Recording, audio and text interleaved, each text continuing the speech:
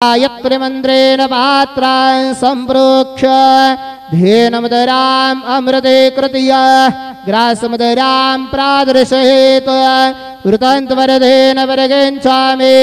ॐ प्राणाय स्वाहा ॐ अपानाय स्वाहा ॐ व्यानाय स्वाहा ॐ उदानाय स्वाहा ॐ समानाय स्वाहा ॐ ब्रह्मणे नमः।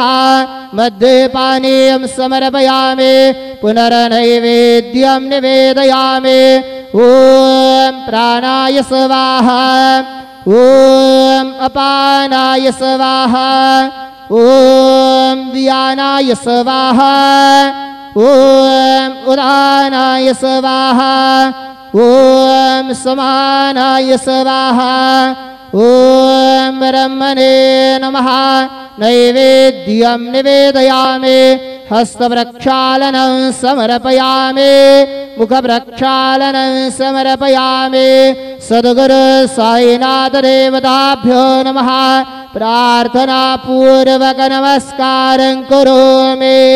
श्री सच्चिदानंद सद्गुरु साईनाथ महाराज के जय।